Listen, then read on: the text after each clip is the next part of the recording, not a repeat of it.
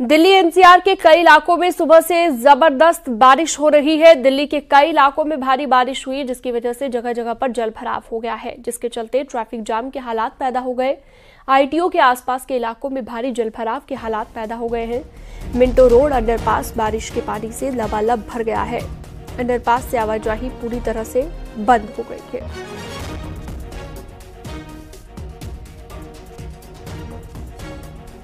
तो देख सकते हैं आप कैसे पूरी तरह से यहाँ पर ऑटो जलमग्न हो गया है, पूरी तरह डूब गया है पानी में। भारी बारिश की वजह से ये दिल्ली में हालात बने हुए हैं। दिल्ली की तस्वीरें आप देखिए, जहाँ पर मेट्रो के नीचे भी आप देखिए जो अंडरपास है किस तरह पानी से लबालब भरा हुआ ये पूरा इलाका नजर आ रहा है।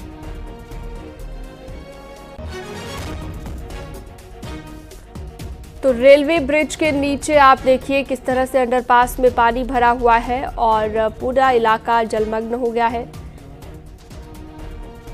दोपहिया वाहन देखिए आप किस तरह से रफ्तार थमी हुई नजर आ रही है। इन तीनों तस्वीरों के जरिए इस वक्त दिल्ली के हालात आप समझ सकते हैं। और हर बार बरसात में यही हाल होता है दिल्ली का। मिंटो रोड बंद हो गया है, पानी में ऑटो पूरी तरह डूबा दिख रहा है।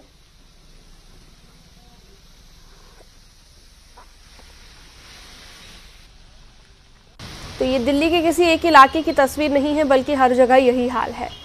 भारी से भारी बारिश होने की वजह से कई ऐसे इलाके हैं जहां पर जल निकासी के पूरे इंतजाम नहीं है और पूरे इलाके में पानी ही पानी भरा हुआ नजर आ रहा है। दिल्ली एनसीआर के कई इलाके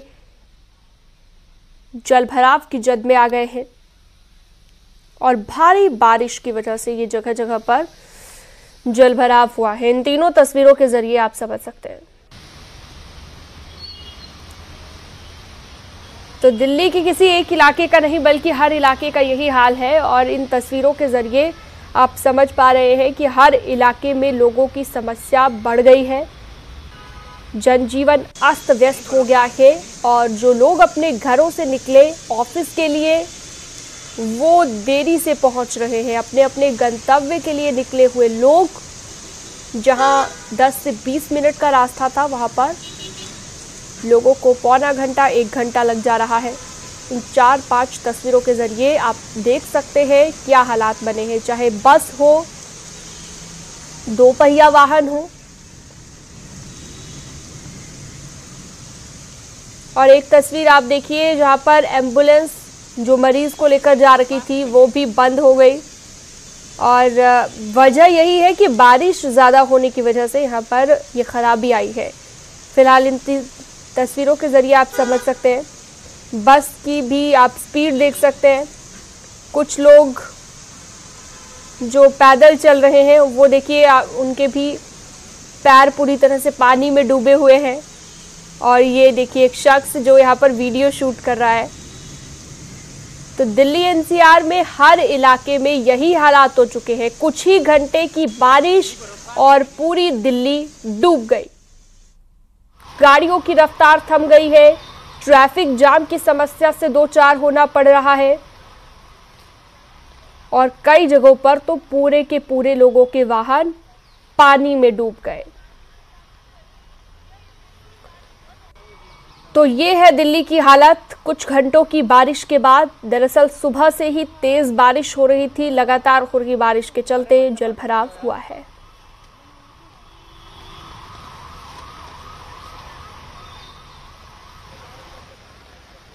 दिल्ली में एक बार फिर आज सुबह से मूसलाधार बारिश शुरू हो चुकी है। सुबह से लगातार जो बादल थे वो घने होते जा रहे थे, उसके बाद अब तेज बारिश यहाँ पर शुरू हो चुकी है। आप देख सकते हैं इस वक्त हम आईटीओ चौक के पास में हैं और बारिश की वजह से जो जलभराव की स्थिति दिल्ली में सबसे बड़ी परेशानी आप सामने देख सकते हैं। यहाँ पर जलभराव होना शुरू हो गया है। यहाँ पर नकुल कैमरामैन दिखाएंगे नीचे, क्योंकि यहाँ पर अमूमन जो निकासी के इंतजाम है वो यहाँ पर कुछ देर बाद आएंगे जरूर, क्योंकि कुछ 2 ट्रैक्टर को लेकर यहाँ पर मोटर पंप चलाया जाता है। लेकिन उससे पहले की स्थिति आप देख सकते हैं। लोग जो है बचने के लिए, क्योंकि आज मंगलवार का दिन है, दफ्तरों का काम शुरू होगा, लोगों की आवाजाही शुरू होगी। एक दिन पहले से छुट्टियां थी, लेकिन अब आवाजाही जो है पानी कहीं बाधक न बन जाए। उत्तराखंड में यमुनोत्री नेशनल हाईवे पर चंद्र सैकिडो में एक पहाड़ का बड़ा हिस्सा टूटकर गिर गया, जिसकी वजह से ये नेशनल हाईवे बंद हो गया। इस घटना की डरा देने वाली तस्वीर सामने आई।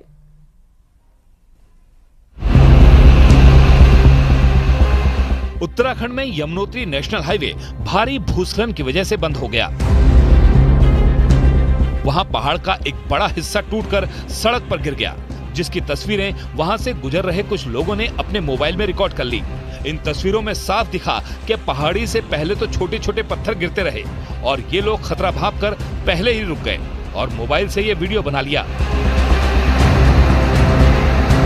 जिसमें साफ नजर आया कि पहाड़ी से गिरते पत्थरों की वजह से वहां पहले धूल का गुबार उठा,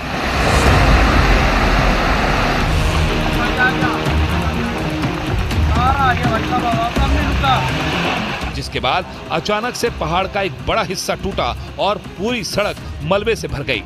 वहां मौजूद लोग तो इस भूस्खलन को देखकर डर गए। हालांकि इस हादसे की वजह से किसी को नुकसान नहीं हुआ, लेकिन सड़क बंद होने से कई लोग रास्तों में ही फंस गए।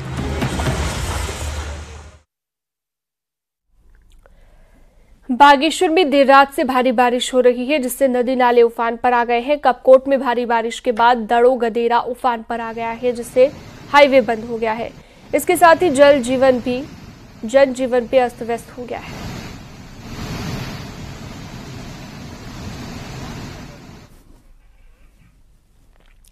संगम नगरी प्रयागराज में गंगा नदी उफान पर है। गंगा यमुना का जलस्तर तेजी से बढ़ रहा है। पहाड़ों पर हो रही बारिश के चलते नदी नाले उफान पर हैं और नदियों का जलस्तर दिन ब दिन बढ़ता जा रहा है।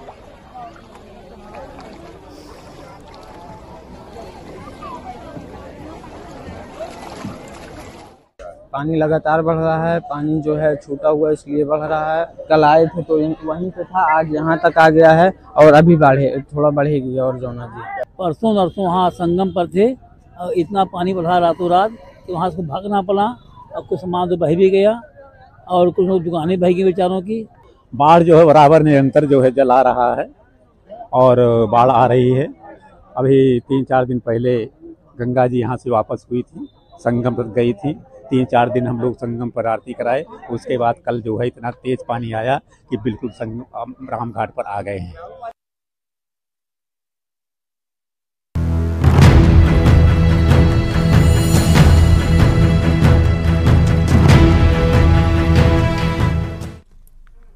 अयोध्या गैंगरेप मामले से जुड़ी बड़ी खबर। पीड़िता को धमकी देने के मामले में बधरसा नगर पंचायत के अध्यक्ष राशिद खान पर शिकंजा कसा जाएगा। राशिद के असलहे का लाइसेंस रद्द किया जाएगा।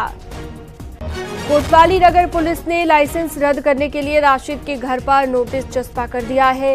एसपी नेता मोहित खान पर नाबालिग के साथ गैंगरेप का आरोप है। वहीं बधरसा नगर पंचायत चेयरमैन राशिद खान ने पीड़िता के परिवार को धमकी देने का आरोप लगाया है।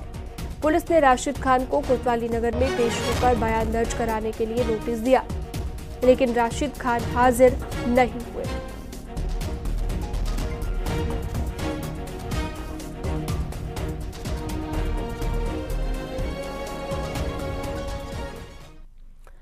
सुप्रीम कोर्ट ने कोलकाता रेप मर्डर कांड का संज्ञान लिया है और आज चीफ जस्टिस डीवाई चंद्रचूड़ की बेंच सुनवाई करेगी। आपको बता दें, आरजीकर मेडिकल कॉलेज और अस्पताल में महिला ट्रेनी डॉक्टर के साथ दुष्कर्म और हत्या के विरोध में देश के अलग अलग हिस्सों में लगातार मेडिकल कॉलेजों के छात्र और डॉक्टर प्रदर्शन कर रहे हैं। इसका सुप्रीम कोर्ट ने स्वतः संज्ञान लिया है। आपको बता दें कि कोलकाता हाई कोर्ट ने पुलिस की कार्रवाई से असंतुष्ट होकर सीबीआई को मामले की जांच सौंपी है।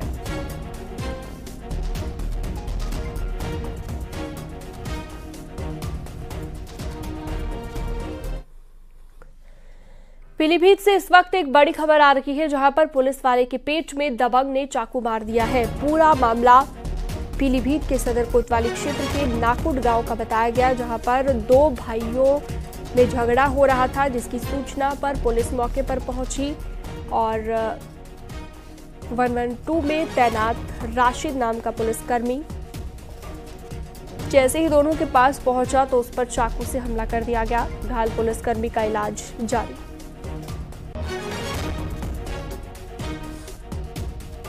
करीब 11:30 बजे के आसपास ये कांस्टेबल आए थे। ये इनका नाम राशिद है और हमने देखा तो इनके पेट में एक चाकू लगा है और सीने में थोड़ा सा लगा है दाहिनी तरफ। पूछा कैसे लगा तो बता रहे थे कोई मैं 112 पे हूँ और मुझे कॉल आई थी, वहाँ मैं अटेंड करने गया था तो 2 बच्चे थे जिनमें लड़ाई हो रही थी, तो उन्हीं में से किसी एक ने मार दिया इनके चाकू। अब कैसी हालात हैं? अभी तो स्टेबल हैं और इनको हमारे मेरठ में पुलिस और लूट के आरोपियों के बीच एनकाउंटर हुआ। गोली लगने से एक बदमाश घायल हो गया। पुलिस ने 2 बदमाशों को गिरफ्तार किया। आरोपियों ने थाना खरखौदा क्षेत्र में एक महिला के कुंडल लूटे थे। पुलिस ने जब कुछ ही घंटे में घटना का खुलासा करते हुए आरोपी सुभान और वसीब को एनकाउंटर के दौरान गिरफ्तार किया। लोहिया नगर थाना पुलिस के साथ एनकाउंटर हुआ। बदमाशों से बाइक, सोने के कुंडल और अवैध हथियार बरामद हुए। सर, एक एनकाउंटर की सूचना, कौन से थाने की सूचना है, क्या पूरा मामला है? देखिए 18 अगस्त को थाना लोहिया नगर क्षेत्र में एक महिला जो ऑटो से जा रही थी, 2 बाइक सवार बदमाशों द्वारा उनके कुंडल छीन लिए गए थे। आज मुखबिर खास की सूचना के आधार पर चिंदौड़ी पुलिया के पास पुलिस मुठभेड़ में 2 बदमाशों को गिरफ्तार किया गया है। इसमें से एक बदमाश जिसका नाम सुभान है, इसके पैर पे गोली लगी है और इसके ऊपर 4 से अधिक मुकदमे पंजीकृत हैं। दूसरे बदमाश का नाम वासिद है और घायल को उपचार हेतु अस्पताल में एडमिट कराया गया है तथा इसमें अग्रिम विधिक कार्रवाई की जा रही है।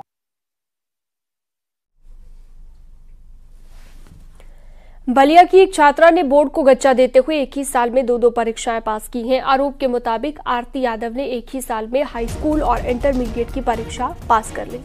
इस बात का खुलासा आजमगढ़ जिले के रहने वाले आरटीआई एक्टिविस्ट के आरटीआई के तहत मांगी गई जानकारी के बाद हुआ। जानकारी के मुताबिक उसने साल 2017 में ही बलिया जिले के 2 अलग अलग इंटर कॉलेजों से रेगुलर छात्रा के रूप में हाई स्कूल और इंटरमीडिएट की परीक्षा पास की है। आरटीआई कार्यकर्ता ने जांच कराकर दोषियों पर कानूनी कार्रवाई की मांग की। हाई स्कूल इंटर दोनों की छात्रा जो है कि परीक्षा उत्तीर्ण की है और दोनों के सर्टिफिकेट मेरे पास उपलब्ध है, जिसके संबंध में मैंने जिलाधिकारी बलिया को भी एक शिकायती पत्र दिया था।